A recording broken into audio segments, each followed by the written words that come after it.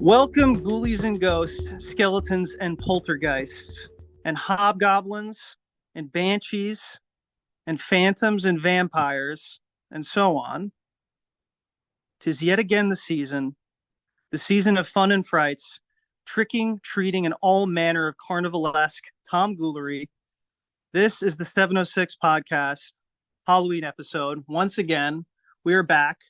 We've had lots of classic Halloween movies for our Halloween episode. This, I think, will take the cake. I think we've reached our peak, which is appropriate because, guys, I believe it is our 99th episode. Maybe it won't be uploaded in exactly that order, but we are getting up there. We are getting up to the 100 episode spectacular, which will reveal what that's about another occasion. Let's introduce my co-hosts, the three movie fiends, along with myself, as they're especially fiendish today, it being Halloween season. Let's hear from each of them, and let's also hear what their special, retrospective, nostalgic 706 costume is. Hopefully it's scary, but maybe it's not. I don't know. We'll see. Let's hear from Kirk first. Hey guys, Kirk here. So I was kind of out of ideas. I was just, really, running in place here, and I called Tony up, and he's like, "Hey, it'd be funny is if you went as Gongju from Oasis." He's like, "Wouldn't it be funny? That'd be super funny." So that's what my costume is. You can't see me, but thanks to Tony for the credit. I really appreciate it. A little risque, Tony, but and what are you wearing, Tony? What's you've got going on right now? Well, every year, I mean, it's kind of lazy. I kind of recycle the same costume, which is, of course, the abusive neighbor, Dean Norris from the Book of Henry. This year, I decided to mix it up and go as Alien from Spring Breakers. So, who the real person is abusive, not the character in this case. So I tried to mix it up a little bit, but. Nice. And I see the grills, they're looking good. I respect the choice to mix it up instead of the neighbor. Let's hear now from Anthony with his fabulous costume.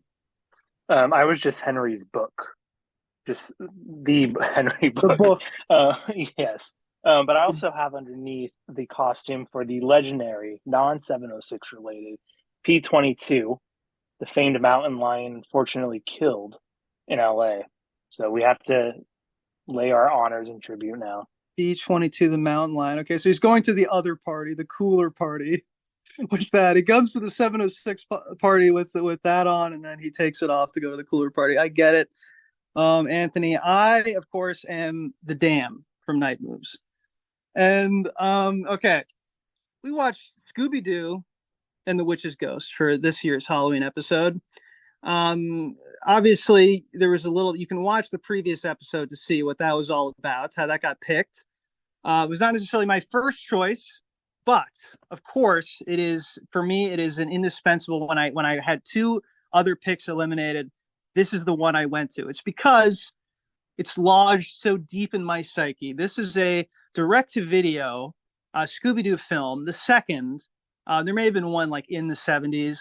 But there was Escape from Zombie Island, which was a much more bigger budget, like in theaters film that was kind of reviving Scooby Doo. And then they tried to kind of cash in by a series of direct to video films, most of which I don't think I ever owned the VHS for this. I think I only saw it on Cartoon Network. It would play every single Halloween, like many times, like over and over again. So it's hard to avoid Scooby Doo and the Witch's Ghost. And once you see it, it left a very deep impression on me for various reasons. One reason, of course, is the fact that, as became very predictable in the Scooby-Doo movies, okay, the magic, the evil, the monster is actually real, which shocked me when I saw it. I don't think I had seen Zombie Island at the time. I was completely shocked and appalled and frightened out of my wits. And of course, the second reason is the Hex Girls. We'll get into the Hex Girls eventually. We'll delve into our, sort of early childhood psychology and how it's sort of manifested in the present. but these are the two biggest things to remark upon about the movie. Let's hear some first impressions from you all. What did you make of this classic Scooby Doo Halloween film?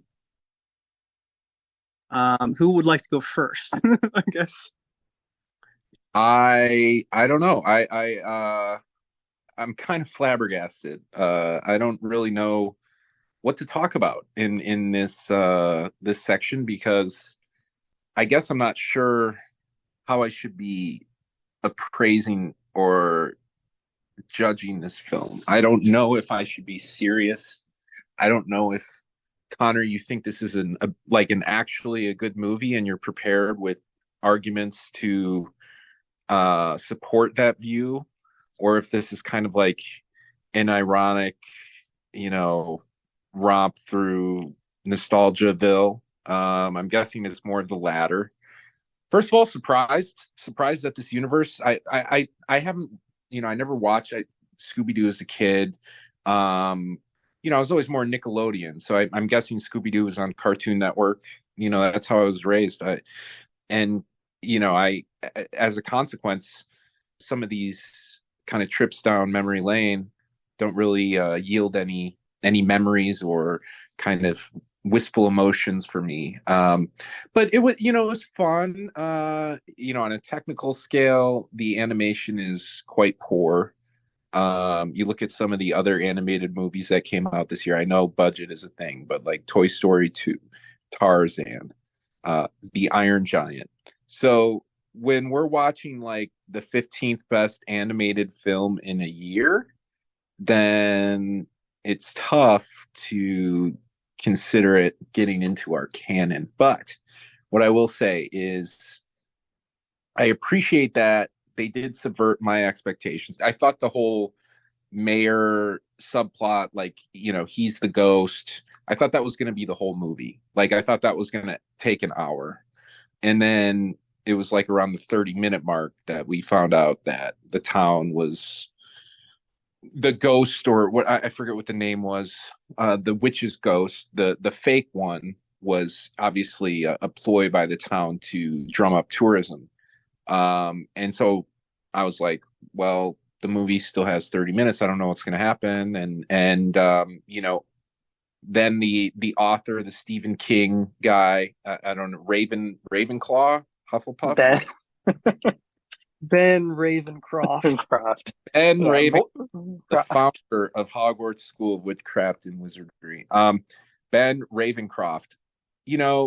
I was a little surprised. Maybe I should know more about the Scooby Doo universe, but I didn't know that magic existed. I thought it was just, every, like, the memes, like, I would have gotten away with it if it wasn't for, you meddling kids, or that line that was offered up by Ben at one point. And so I thought they just kind of like, went to these castles with people running around in masks, and they pull off the mask and that's the show. So the fact that they, took it to another level, I'm curious, was this something that had existed prior to this film?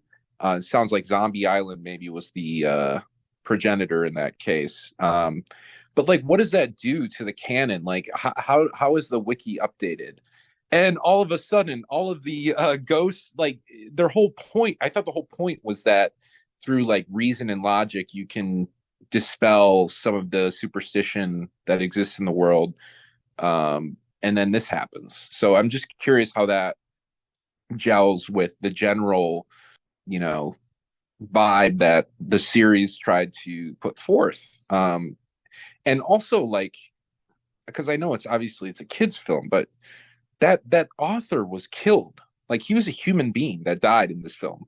I don't remember many kids movies where even like villains, they don't usually die. Unless they're like ghosts, then they die, right? But it seemed like a strange move. Seemed a little excessive. Like, couldn't they have just made fun of him, and he'd be sheepishly say, "Oh, my mistake," and start writing books again? But I don't know. What else can I say? I think Scooby and Shaggy are very, very annoying. especially Shaggy's voice is incredibly grating. And I know I sound like a, I sound like a dick right now, right? Like I'm making fun of Scooby Doo on a movie podcast, but I don't know how else to be other than honest. And I wish I had some insight. Perhaps when the three of you go and you kind of build this base for me, I'll be able to offer some more insights, more thoughts. But at this time, I'm pretty cold on the film. Sad to say. I don't know if that's a shock. This wasn't this wasn't a switcheroo. Just a little cold. I feel like Anthony when we watch Barney's Great Adventure, or no, I'm getting the titles mixed up, but Magical Adventure. But he's like, I missed the Knicks game for this, I think he said, or something. So that, I feel that way. I feel like I missed something. Like I missed, watching a bris on YouTube or something. It's frustrating. No, Kirk. Of course, you're a little disappointed. Wink, wink. Say no more. We'll wait until the end. Now let's hear from Anthony. I want to hear his take on Scooby Doo and the Witch's Ghost. Well, I'm actually a bit surprised at Kirk's lack of familiarity with the universe, because I think a pup named Scooby Doo was ripe for your age group, Kirk. But maybe you're right. Maybe you're just a Nickelodeon kid in a Cartoon Network world here. But it's been so many years since I've seen this, and I think Connor's right on in that I definitely know I did not own this on VHS, but I remember watching it for years. I felt like it just always existed as a kid, which is nonsense because obviously I was like 4 or 5 when it came out. And I think what you were talking about, Kirk, and what Connor hinted at is this is a kind of fundamental darkening rewriting of the Scooby-Doo universe, the Scooby-Doo logic, in which all of a sudden magic and monsters could be real. Cyber Chase is another one to add to this kind of noir canon of Scooby-Doo, I suppose. Now, when it comes to the actual movie itself, I think one thing we need to ask is, does it set us up for the second half of the movie where like all of a sudden it's actually real? Because we start off with this kind of like Nathaniel Hawthorne-esque tale of New England, but isn't there something really like sinister about like all their plans to drive tourism to like this town?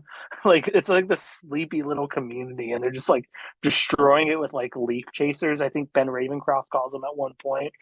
And I'm really kind of dissatisfied and like I feel like it's a rewriting of the Velma character for her to be gushing over this one like kind of handsome author the whole time when like, is this the type of person she'd really be fawning for based on everything we know and this kind of logic?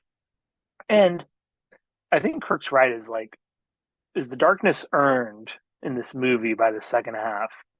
What much else to say? I think Kirk's right, is like, going back to this, I suppose now, if we're taking this seriously for a moment, is a kind of interesting task in that it doesn't have the kind of lovability and the charm I remember it having as a kid, although I was much more of a Cyber Chase person of this series.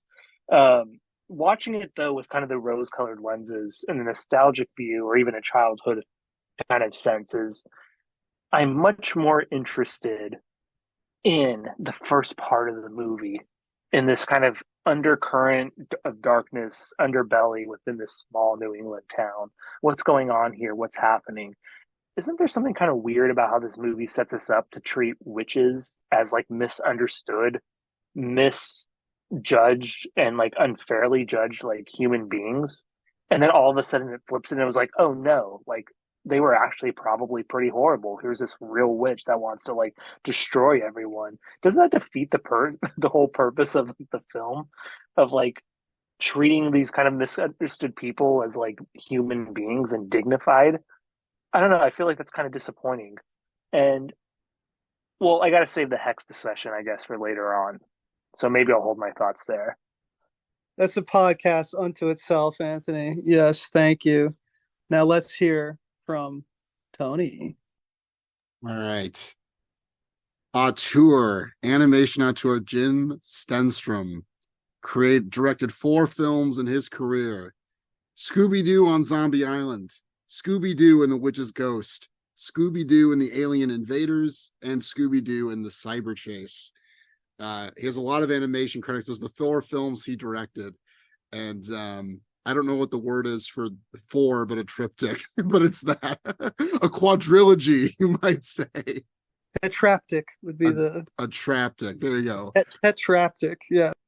Yes, a traptych that sets out to deliberately violate the rules of the Scooby Doo universe, to let kids know that nothing is sacred, nothing is safe. You can't trust or believe anything. And that's the postmodern nightmare that this film drags children into. That would be my Letterboxd review with 5 stars. But no, it's I mean, yeah, it's fine. I was a Zombie Island kid. I think that one's more bigger budget. It's got better animation. I mean, at least in my memory, I'd have to A and B it with this one, but I definitely remember the lighting and kind of the animation being more vivid and colorful and pretty to look at in that movie. This one felt more like a kind of a made for TV movie. But it's fun. It kind of hits all the Scooby Doo notes. I think that the point of this movie that we should really take away is that the Salem witch trials were good and correct, and that's why I like this movie.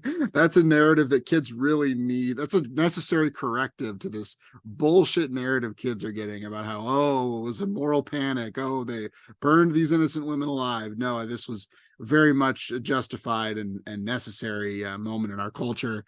But yeah, I mean, I don't know, I thought it was fun. I mean, I laughed when Scooby and Shaggy are running from the ghost and they disguise as a man and woman making out. That was pretty funny. I liked the mayor character was great. He was probably my favorite part. And then I liked the proprietor of the diner, who at first welcomed Scooby and Shaggy but quickly is horrified by the bottomlessness of their gluttony. He was pretty good. He was actually the one character, along with the Hex Girls, of course, that I remembered very vividly from watching this as a kid. Yeah, I mean, as far as the breaking the rules, so to speak, or the introduction of the the real world magic, the real world supernatural elements into it, I think it was probably because Cartoon Network or what production company oversaw this? Like who owns Scooby Doo? Is it Warner Brothers? I think that sounds about right. Or Hanna-Barbera. They probably were like, okay, this was starting with Zombie Island. I think it was probably with Zombie Island. They're like, okay, we need to escalate things. We need to make this more of like an event, And after Zombie Island, they're like, okay, after Zombie Island, we can't go back. We can't put the toothpaste back in the tube. We need the real witches. We need the real magic and so forth.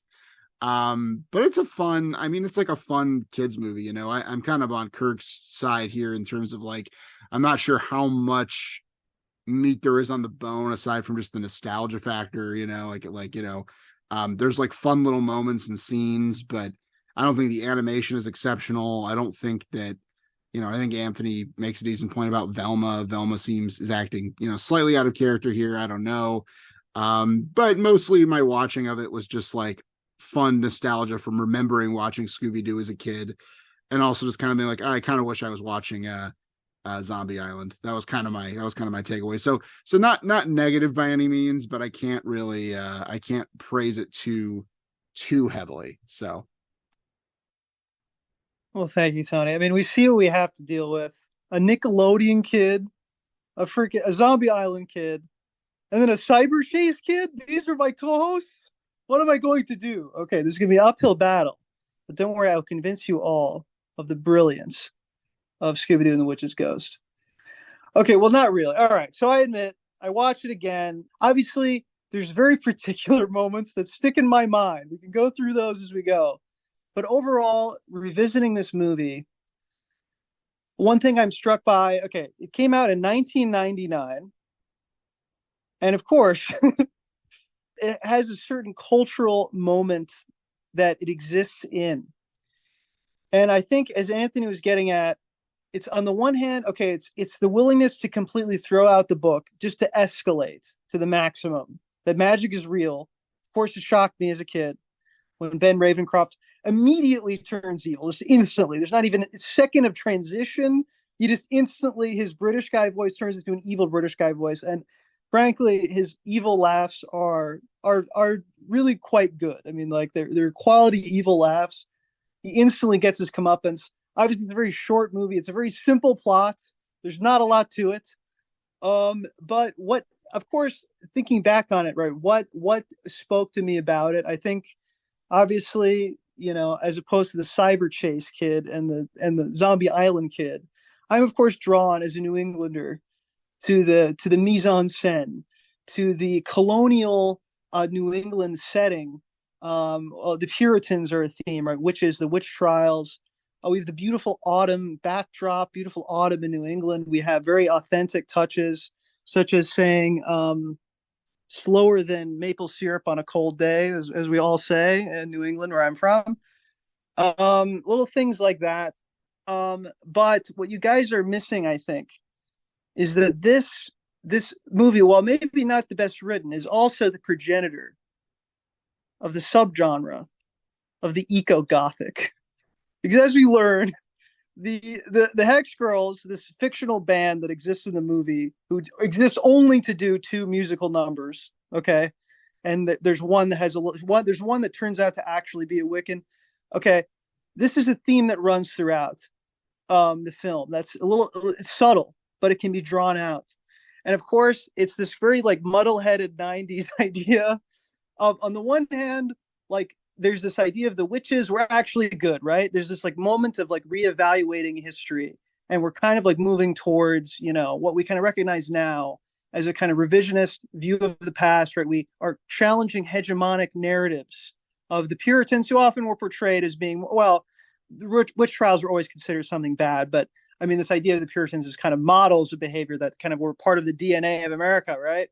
And now you're kind of questioning that, and you're saying, is this kind of this more female perspective, this idea of the witches is maybe belonging to this like other religion even, and the idea of the Wiccan comes from around this time. It becomes really popular around this time in the 90s. This is kind of the era of neo-paganism. It's this sort of hypothesis, this historical idea about being a witch, that actually, like, it's sort of a feminist idea that a witch was really kind of like a natural healer, or kind of a practitioner of a religion that was lost and that was suppressed under like patriarchal Christianity. Of course, the movie doesn't know anything about this, but it's just kind of floating around in the air. So I love that they sort of introduce that doubt, and then they completely go back on and say, yes, everything is true, everything was right, the witches were really evil. I guess there's good witches too. Also, witch does not come from Wiccan. There were no Wiccans in the past, right? It's sort of like there are Wiccans in the modern day who look up to the witches. So they kind of like rewrite the whole thing to have this sanitized, weirdly moralistic version of what a witch or a Wiccan is. I love the kind of the muddle-headedness and the complete like backpedaling, and how it can both things be true at the same time. Of course, it is the postmodern, as Tony was mentioning. There are more elements to it, but of course, we have to talk about is the real centerpiece of the movie, this essential core piece, the eco-goths themselves. I'm talking about the Hex Girls. Obviously, I want to hear, what did you make of the musical numbers, and were you, shall we say, were you stirred by the performance of the Hex Girls? I'm curious to hear. Had you been in the past? Was there any sort of memory of the Hex Girls in there? This is important. I feel like this is leading to some sort of discussion about Rule 34 and Connor's nocturnal activities, but maybe we'll save that for the bonus bit or the Patreon exclusive. It's interesting. I watched the whole end credit sequence, and the credit song is, performed by, quote, the Hex Girls, but it's different people. So I don't know what that's about. Maybe there was some sort of contractual issue, possibly. Could be worth exploring. But no, I think quite provocative. I could imagine certain households purchased this film, or, rented it at their local Blockbuster and brought it home. And when they got towards the end, and we're talking about Wiccans being kind of these protectors of the earth and protectors of good. And I could imagine that some religiously inclined households were quite upset. I mean, hell, people got upset over Harry Potter, so you can imagine they got upset about this. So it did seem like an interesting angle. And the last song is just, yeah, it's just about just espousing kind of paganist drivel. But I don't know. I don't know what to say about that. A lot of things just felt out of place for a kids movie. But then again, it's 1999, right? It's longer ago than we think it is. And even the way they were dressed, right? The way they presented is very interesting. They look like this is around the time of Marilyn Manson peaking at his fame. We kind of have this goth through line in popular culture. And I don't know. I don't know, the eco side of it doesn't really make too much sense to me. Like, why did they have to bring that in? It's almost like this movie was more effective at espousing the values of environmental protection than Night Moves was. But anyways, that's a controversial opinion. I know. I don't know. I can't really understand what the Hex Girls, they had some fun numbers. I would say a direct comparison might be like Josie and the Pussycats. I think the main song, like the credit song from Josie and the Pussycats, hits harder than either of the Hex Girls two numbers. But I think maybe they would go 2 and 3, and then the finale song from Josie and the Pussycats would be behind both Hex Girl singles. That may be controversial, though. I don't know. So that's my thought. That could be. That could be. Any other thoughts? We do have a literary critic in the house to weigh in on the eco-gothic. In thinking about like what I remembered as a kid, is I remember the first song a lot, and I actually still remembered it. Even like once they came on screen, I was like, I totally remember how this song goes. The second song, which is actually the one that connects and links probably with the eco more than anything else, the earth, wind, air, and fire, is to me the more forgettable number, honestly. And there's something interesting about these characters, which on one hand reminds me of all these memes that are like, I'm descended from like all the witches they didn't burn, like type thing you see posted around. But on the other hand, has like kind of a more fascinating and kind of like purity to it than is typical for a children's film, but actually treats the idea or treats the kind of seriousness of the identity 100% without irony. I love the way they just drop it, and then sure, it doesn't explain it, but it's there for like us to, like 20 years down the road to just pick up and like run with. Feels like a kind of fun nugget and a fun little sprinkle for us later on.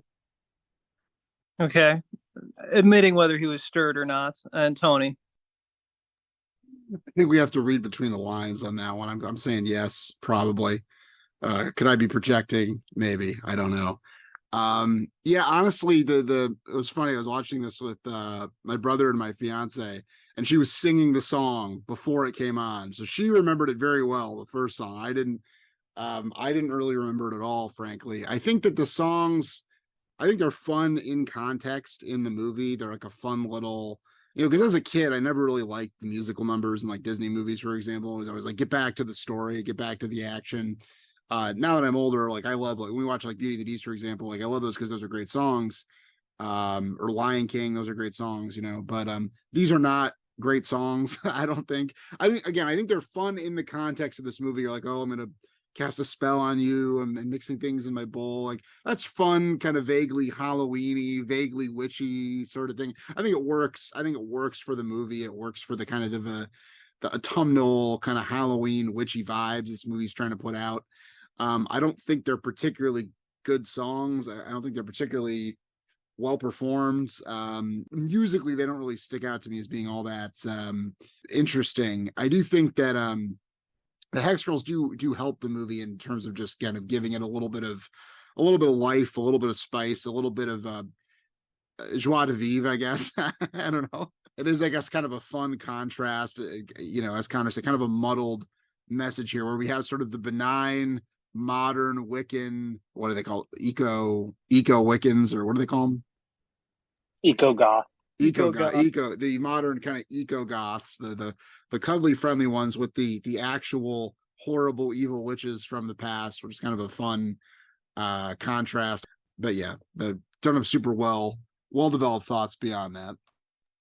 Well, one thing real quick is like the eco-gothic, right? Which is like, I suppose if we're thinking about this seriously, like the subculture of like dark, Cure-esque aesthetics, lead singer of The Cure, Tim Burton, in this period of time or something, and the idea that like you're going to follow this without harming the earth. Does that agree or align with their Wiccan beliefs? I wonder if there's like a tension between that and these characters and the way they follow. They're like still this like noise pollutant like rock band, and yet they're just throwing out this stuff, just throwing out ideas here, the spice of the hex. And I'm trying to understand whether I fully agree with their message or whether they're true eco-goths for us to believe in. I don't know.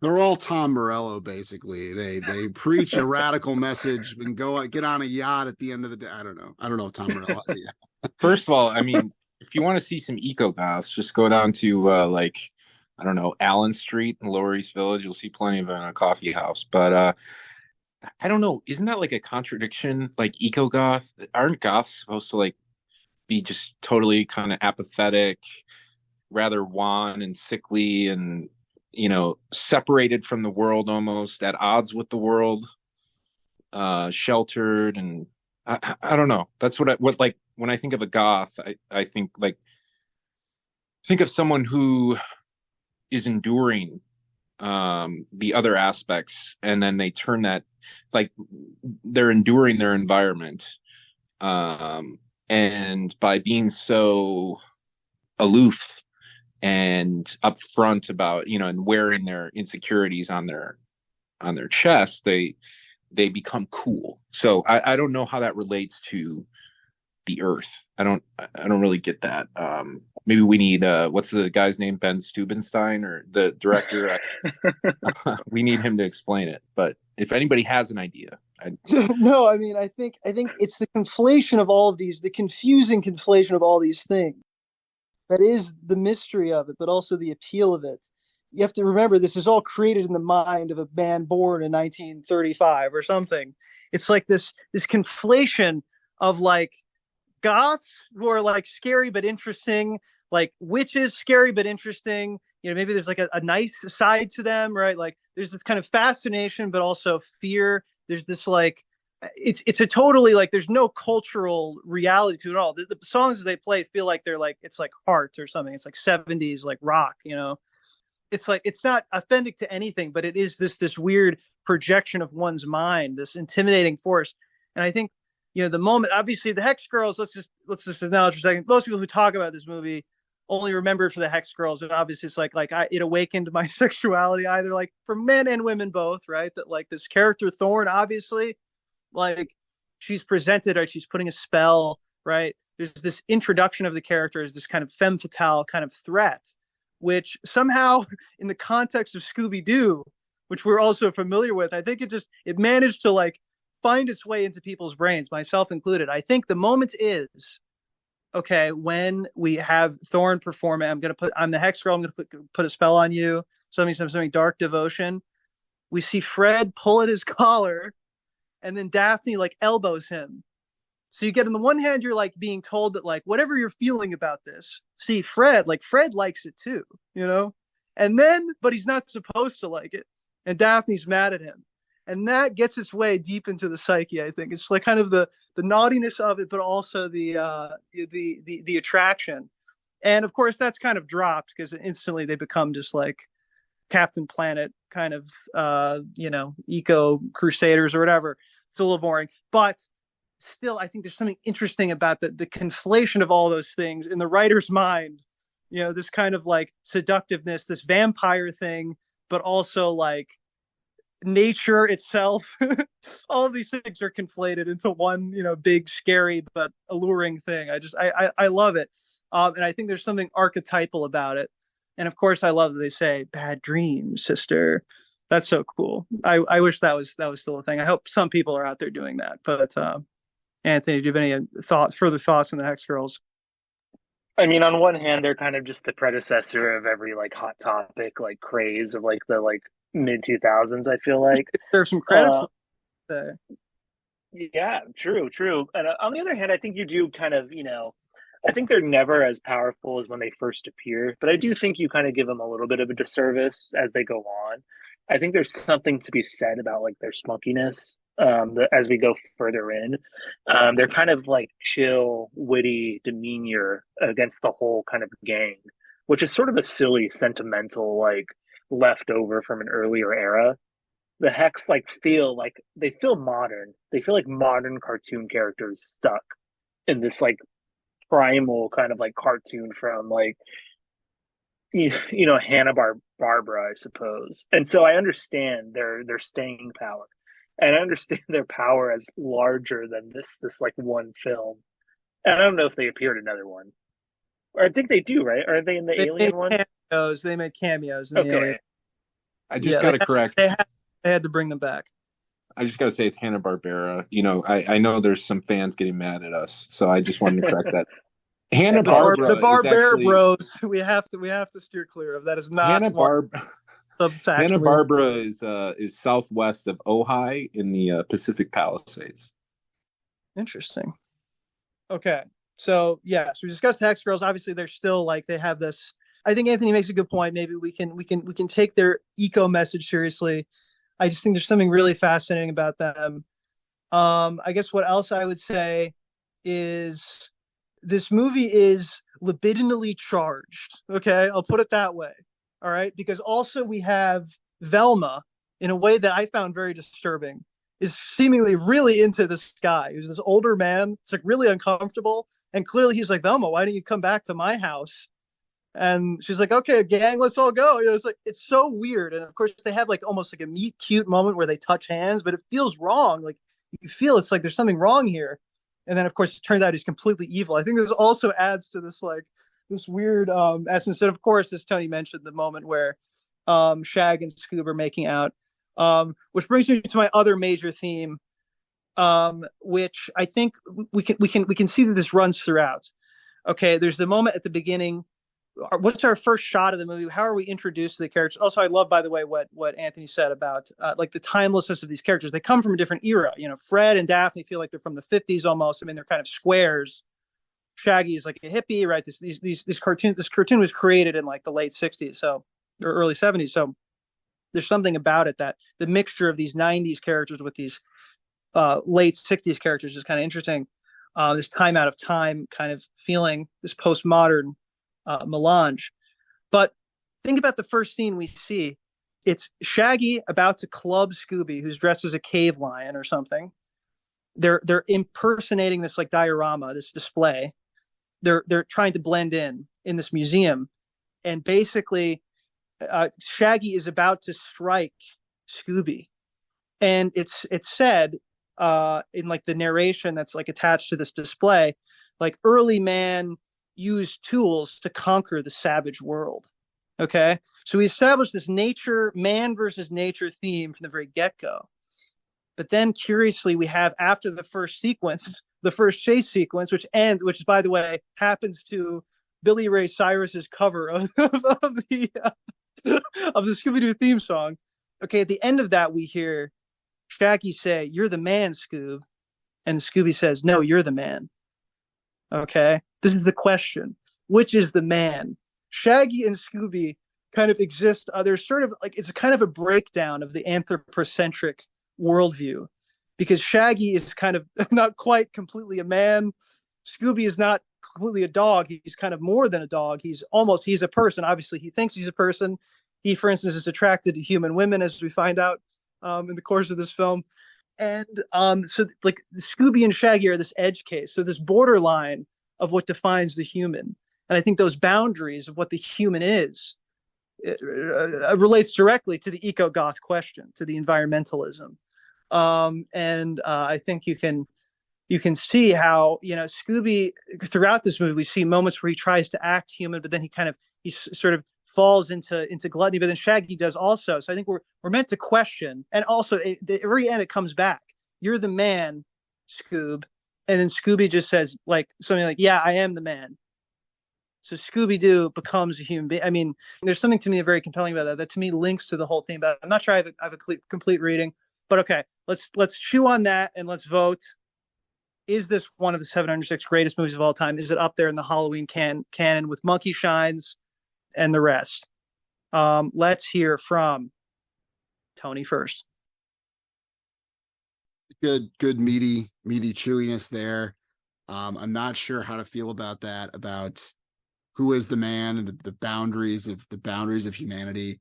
I do think though, with that opening with them impersonating the cave people and that whole element of like bringing back the past, or like making a kind of an impersonation of the past, is a through line. And you see with the sort of the eco-goth thing in the Hex Girls, as opposed to the real dangerous magic of the witch from the past. And then the whole plot of the fake ghost, that is kind of the red herring. It's the first half of the movie, and the town's kind of pastiche or kind of make-believe version of a Puritan society that we find out they've only developed very recently. That in a way, in an attempt to recreate the past or return to the past, they've actually strayed further by breaking the continuity with where the town should be now, rather than let the town exist as it is and let things progress naturally. They're kind of creating this artificial version from the past, and you have these actors saying thee and thou and speaking in this kind of artificially anachronistic way. And all this, there's something that's kind of interesting about that. And I think there's a meta element too with, the Scooby Doo characters, and the fact that, we have these characters saying groovy and whatnot, and very self-consciously acting out these kind of, archetypal characters of the 50s and 60s in the context of the Hex Girls, who represent, are very like 1990s, very like contemporary thing. So I think that's kind of an interesting layer to the movie as well. I do think there are elements that are legitimately charged. And yes, that is very weird. Velma and Ravencroft, their little hands touching when they look for the glasses moment. Also, too, when they drive to New England, we see in the Mystery Machine the whole gang sans Velma, and then she's in the car talking excitedly with Ravencroft. What was the conversation like before that? Why is she in his car? What's going on there? So yeah, so there are interesting things about this movie. There are, I think we've teased out some kind of themes and some angles here. Now, none of our Halloween movies have made it in, tragically. I still cry over Monkey Shines, which is one of my favorite movies we've ever done. But I can't quite get this one over the ledge. I'm sorry. I am still, even now, a Zombie Island diehard. Does that make me basic? Perhaps, but I think that's the better film, at least in my memory. So I am going to go a no on Witch's Ghost. Sorry, folks. I tried, Tony. Okay, let's hear from Anthony. Sure. So, I like that reading, Connor, the whole anthropocentric, Anthropocene image, and I have more to say on that in just a second. We got to say that one thing we haven't acknowledged is Ben Ravencroft is voiced by Tim Curry. Very interesting voice talent they got for this movie. The second part is I'm very disappointed with Velma for not realizing how he's more evil than he may appear, because the first introduction we get is when he tells us that the culprits in that museum are people who had their funding cut. And that is why they were angry and hostile towards the museum. And so there's this kind of anti-humanities angle to the gang, I think, and a kind of neoliberal order that they're kind of imposing. But I think this then gets to what Connor is saying, is that the true lesson of the movie is we've treated the earth in a colonial sense as something for us to play with. And in the Hex Girls terms, we love the earth and we feel something in our soul. Now, I'm not quite quoting that exactly directly, but it's something along those lines is what they sing in the ending credits song. But I think the true lesson of this movie is to follow the Heck Girls, is to say, to love the earth, but the earth doesn't necessarily love you back. It's hostile. It's filled with magic. It's filled with this kind of demonology and this kind of horrific nature ready to strike. But that's okay. And to be an eco-goth is to accept it and to live as best you can. So I got to say no, but I like the kind of reading Connor teased out. And there was a bit more meat on the film than I would have guessed. Of course. Well, thank you, Anthony. And finally, Kirk, let's see. I know you're disappointed, aren't you, Kirk, right? You didn't like it? Yeah. And that's why let's see here. One thing that was a nugget I failed to mention was when Ravenclaw he was talking about his old books, and one of them was called like Dead Mall or something. I would have loved to have seen a movie about that, honestly. That would have been sweet. That could have been really kind of history. I wish I'd caught that. Like the Foucaultian, perhaps, or is it Tien? I don't know how do people make that into an adjective. Understandings of postmodernism. That could have been quite interesting. But alas, we're stuck with Witch's Ghost, and nominated by somebody who says they have an affiliation with New England, but are from Southern Connecticut. I don't know. That's a little. Kirk, it's the tri-state. You weren't there. I was just there though. I was just there in New Hampshire. You weren't there at Bunker Community College with me and fucking Benny Affleck and Matt Damon. Okay, we were all there together. Anyways, it's gonna be. Oh, should I vote yes? Because it doesn't matter. Do I want this on my record? For the laughs. I don't think I can do it. I can't do it because if this goes into the Smithsonian and our voting record is there, I don't want people to think that I had some sort of episode, when you're up for re-election in 2026, like exactly. These TAC ads will bring this up. They don't care about any of the other horrible things I've said on this show. I will add in the pursuit of comedy, but they will care about that. So I will vote no, but appreciate your efforts, Connor, especially in that last monologue. Some interesting thoughts there. Thank you, Kirk. Well, I had a feeling this might happen.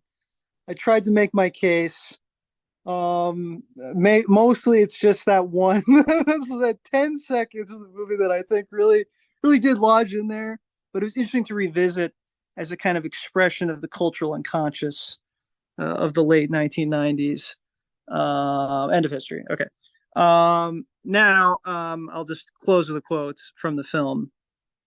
Let the evil from the past breathe again with fiery blast. Let the dark wind whip the night to blow away the force of light.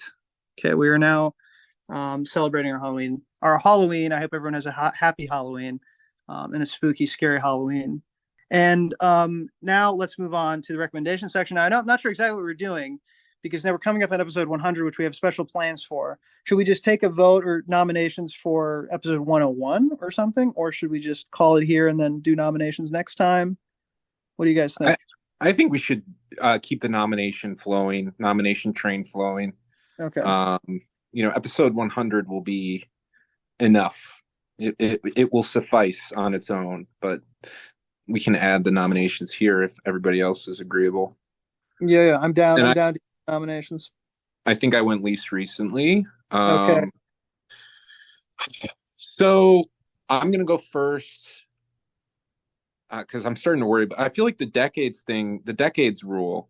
For those of you who don't know, if a movie is nominated, that decade is crossed off your list for potential nominations, and it's like coming into play more and more. So I'm gonna go first, take that advantage, and I will have Tony go second. Anthony, you can go last. So I've got one from 2013 that I saw. I want to say I saw it not in theaters, but pretty quickly thereafter when it was released. I think I may have had the Blu-ray, But anyways, I rewatched it recently, like in the last month on HBO Max, and it's Out of the Furnace with Christian Bale, Casey Affleck, Woody Harrelson. Who else is in this? Oh, Zoe Saldana. Directed by Scott Cooper. He did Crazy Heart and some other stuff.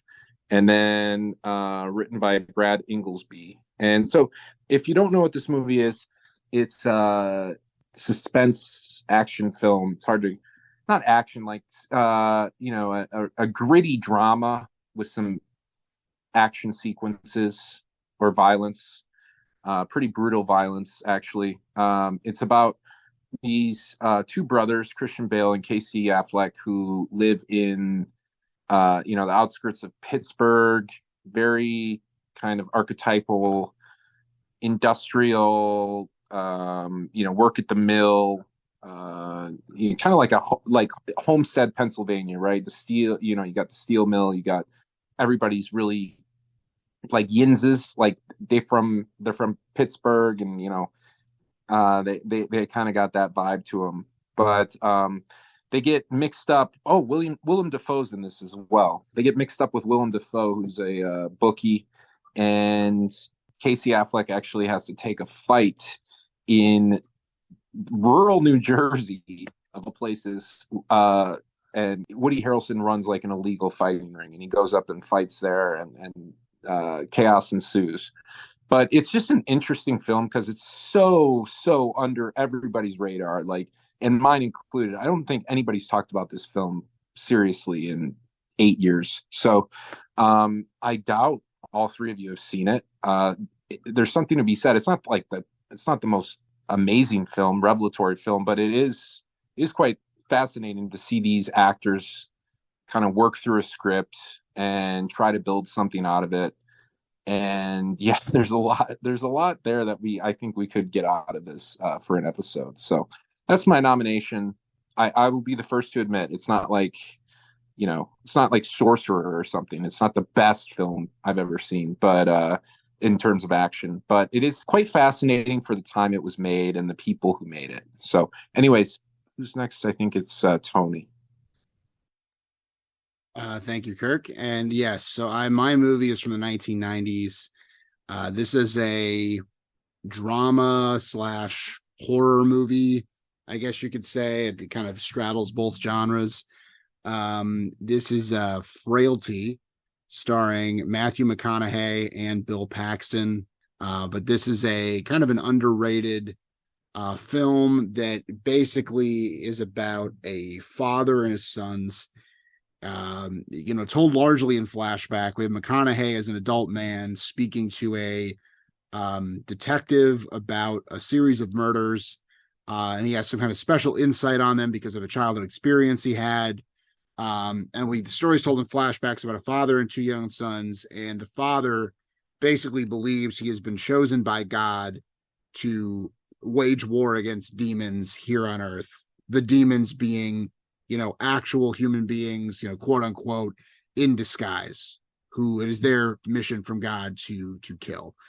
And the movie is a very, very dark, very, very bleak look at, what it would mean for this sort of a modern prophet, so to speak, or someone who believes they're chosen by God to kind of carry out their mission and to treat that in a very direct, very kind of bluntly realistic way.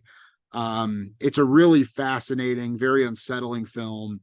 I think it's got some real kind of Kirkian themes to it, but I think we would all enjoy it and all kind of have something to say about it. Pretty juicy picks. How about Anthony? Those are juicy picks. But I think I'm going to change gears here. And I think we've nominated him before. I think I've nominated this man before. But it surprises me is that we'll be 100 episodes in, and we've never have covered him at all. So I'm going to nominate a film for the master of suspense, Alfred Hitchcock. But I think I'm going to nominate 1941's Notorious, starring Ingrid Bergman and Cary Grant. This is a classic Hitchcock thriller. I feel like maybe you've seen it, Connor, in which Ingrid Bergman is kind of sent on a mission by Cary Grant to pretend to fall in love with a Nazi hiding away in Argentina to try to uncover a kind of secret ring of spies, espionage, and other secrets that they seem to be keeping. And it's a film that kind of keeps you on your toes, even though you could probably sense where it's going. It's just such a well done, well taught film. And I think it's worth going back in time, since we haven't done that in a while, to a foundational kind of text. And I think there's something more to the film than typically gets discussed, like in Vertigo or Strangers on a Train, or even Rear Window, for instance. So, Notorious 1941. Wowee. Okay, after Scooby Doo and the Witch's Ghost, we're getting right back to the film bro classics. I embrace the term film bro, by the way. No, I don't actually. But anyway, we're getting to some real classics. I think even Kirk's, who he kind of downsold. I mean, that's a very obviously what a cast, looks very prestigious. I haven't heard about it a lot, but it sounds like something I would have heard about. I would have seen, but I haven't. I haven't seen Tony's, is relatively new, right? And I haven't seen it's not new. Sorry, when is it from? 90s. Wait, yeah, sorry, that wouldn't make it. I mixed the two up in my head. I thought Kirsch was 90s. And okay. And obviously Anthony's is such a classic. Ooh, it's a toss-up. I'm kind of between them all. I think it's like all of them are very appealing. All of them seem like pretty meaty dramas to tuck into. But let's see if we can get some rebuttals, make some cases. Also think about, where we are in the podcast's history and development. How would this contribute to our canon? You're giving me a prompt. Let's see. How would it contribute? It wouldn't. No, I'm just actually, I think here's how it'd contribute. It would provide a contrast to a lot of the film bro movies that we admittedly have done, because this is like the anti-film bro movie. This movie is, you look at the cast, and there's also Forrest Whitaker's also in this film. And I'm sure, like, I look closer at the cast list, and it's got, Daniel Day-Lewis, as the baker in an extra or something. It's just incredible. So that's one intriguing aspect, is how did all these actors sign on for this? How are they fairly compensated? Because I don't think this movie did very well.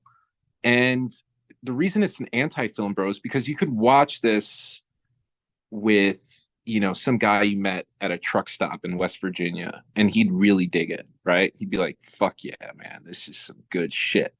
And there's this kind of guttural Appalachian texture to it that I think is really appealing.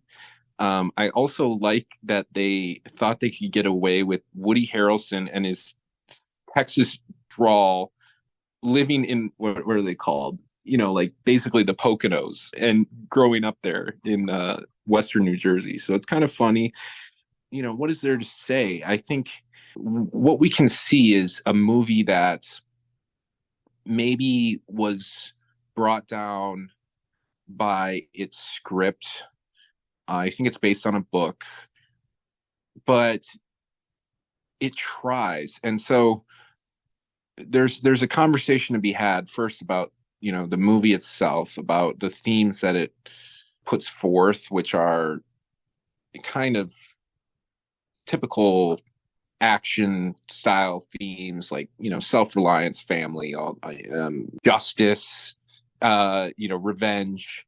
So it's not exactly trailblazing in that extent, but it is quite interesting to, it works like scene by scene. You're drawn in. You kind of know it's not going to win any awards, and it didn't. I think it was nominated for one, like, best independent film for some random festival or something. But so what's holding this movie back? And also, does it matter? Because I enjoyed it, right? I think a lot of people that watch it enjoy it. I think they're taken by the cast. I think scene by scene it's clever, but overall you're kind of left wondering if you were just eating some junk food or if it didn't gel right with you. It's just kind of an awkward example. So I won't say it's better than the other two movies, which I do like, but I will say there's a different conversation than we maybe have had under this. So that's where I'll leave it. Gotcha, Kirk. All right, Tony, rebut. Yeah, so I've not seen Notorious. I have seen Out of the Furnace. I remember basically nothing about it. That's not a knock on the movie. I saw it's from an era where I watched like every major movie like that came out in that like 3 or 4 year span. So a lot of them blend together. So I'm not trying to knock on the movie. I will stick up for it, at least in theory, though, because I think that we always talk about kind of the death of the kind of middle class of movies where like, we go more and more for these super big budget, tent poles, and studios are less likely to put money down on a movie like Out of the Furnace, which is like not necessarily a prestige picture, not necessarily something that's like going to win Best Picture or something. But it's just like a movie aimed at grown-ups. It's like a drama with serious talent behind it. It's the sort of thing you see a lot more frequently in like the 90s and is more and more rare now. And I think it's good to spotlight those movies when they do. Now it's 10 years old at this point, so it's not like a new movie, but I think those movies are increasingly and unfortunately a kind of a precious commodity, and it's good to celebrate them when they do kind of come around. So Notorious I've never seen. Hitchcock is always a treat. I think that it's probably a good excuse to kind of go back in the past, get back to the roots, get back to the roots of cinema and the real good classic meat and potato shit. I think is good. It's important. It's probably been a while. What can I say for Frailty? What does it have over the other two? I think it's a movie that's very kind of slept on. It's not a movie that you hear talked about a whole lot at all. I think that this is a great McConaughey performance from really before the McConaissance. Before McConaughey, like McConaughey now is just kind of taken for granted that he's a great actor and he has this, real cachet and real prestige associated with him. This is well before that. But, back at this time, he was known for mainly romantic comedies and was sort of seen as a bit of a joke. This was really the first movie that put him on the map as someone who had real acting chops and showed that he was willing to go into some kind of really dark and really kind of serious, intense material. I think that it's a movie that really is kind of timeless in terms of the themes it addresses. I mean, it's interesting to kind of located in its time, located in the 90s. Why did this movie come out when it did? What is it kind of in communication with? But it's a movie that I feel like has not aged at all. It could have come out, last year. I think there's a kind of a primal energy, a primal intensity to it. I think it taps into something very real and very unsettling. And I think that it'll stimulate good discussion. Now does it, and I can't think of an obvious corollary. I mean, I think we've done a decent amount of movies from the 90s. That's probably a knock against it, but I can't think of real corollary to this particular movie. And as I said, it's kind of in the horror tradition. And I know this is our Halloween episode, but we don't have a ton of horror. And I think that, we should be more comfortable kind of stepping our toes into horror, all 12 months of the year. I'm a horror guy and it's worth doing. So that's my pitch, I guess. Well pitched, Tony. And how about Anthony? Yeah, I think Frailty sounds pretty cool. I know nothing about it, never even heard of it. And I think Tony made the case for it. I think Kirk was very circuitous in the way he talked about Out of the Furnace, which is a film I've never seen. But remember the poster of on the side of the Angelica, like during like freshman sophomore year. And the director of it, Scott Cooper, is kind of fascinating because he's not someone that like no one would ever name like as like an auteur, or like I don't know if there are like Scott Cooper fans who look forward to his next film. But everything he's done, I feel like I recognize of like, oh yeah, like I know that movie that came out, even if I didn't see it. Antlers. I'm looking at Nash, Country Heart, or with Jeff Bridges. He did that Edgar Allan Poe like mystery movie with Christian Bale as well. I think he did Hostiles with Christian Bale as well. So there's something kind of curious, I think, about Kirk's film, and I like the original idea of it. I like the kind of potential action of both these nominations. Because I also don't think we do enough action films straightforward. I don't know if that's the case for it. I guess Tony's sounds more like a Southern like horror film or something. But I kind of like the genre exercises, I suppose. Hitchcock, as Tony said, is the kind of meat and potatoes. Perhaps it's the more veggie option of these three. I do think there's something to be said, though, of going back, especially considering the last few films we've done, which have included Sicario. Tony, I can't remember the name of the film. We watched Harmonium. So, what's the name of your cat again, Connor? It's not my cat, roommate's cat, but it's Winston, and he's watching. Oh, Winston. I remember Winston, and I think Winston was rooting for Hitchcock. So that's my rebuttal. You may be right about that. He is generally sort of inclined towards the classics. We won't get into his political views vis-a-vis film today, but very interesting, complicated psychology in these rebuttals. There's a lot of like, Kirk pulled the gun out, aimed it at them. Everyone has pointed out himself. He made a strong case against his own movie. Everyone made cases in his favor. I think all of them sound super interesting. I'm like still very like tossed up. I think Out of the Furnace still is like really fascinating because I think it could be like kind of a discovery. It could be something we could look at and find. I think Kirk is pointing out that there's problems with it. I guess that makes me want to watch it a little bit less, but of course it's like it hasn't stopped us before. Obviously, it's not like we're always watching perfect movies, but so we can have an interesting episode with that. Frailty sounds really freaking fascinating. Am I in the mood for a real stone cold Tony classic? Depressing. We just had Harmonium, which might be sort of in that vein. Hitchcock, I'm kind of trying to find a reason not to pick Hitchcock. I just watched, I saw Dial M for Murder in the theater with 3D glasses. It was really, really cool. I think this is a very tough one. I'm very much torn. I think I'm going to go with Frailty. I'm going to go with Frailty. Maybe because Tony may pre-cooked it a little bit. He already mentioned it to me. My interest was piqued. Of course, I don't think that should be a known strategy. Obviously, that shouldn't affect the voting. But I think while it's I think it'll be different from Harmonium. Obviously, I'm just imagining what it might be like. But it seems like a kind of unique discovery, a unique thing to pull back out of the archive. And kind of squares the two choices, I think. Not that that's always the spirit of picking, but I think it's nice to have something kind of in between the two. So we're going to go with Frailty for next episode. That is not next episode, but the next episode, episode 101, because we have to get ready for our 100 episode extravaganza, which I don't know if we want to explain or not. Tony, we're going to say something vis-a-vis that? No, do we want to keep it? Do you want to make it a surprise? Episode 100. Yeah, Kirk wants to keep it. All right, well, we'll keep it a surprise. Total surprise. But you guys are in for a treat. This is a very, very special episode. What you've all been waiting for. Okay. Probably the most requested episode we've had since the start of the podcast.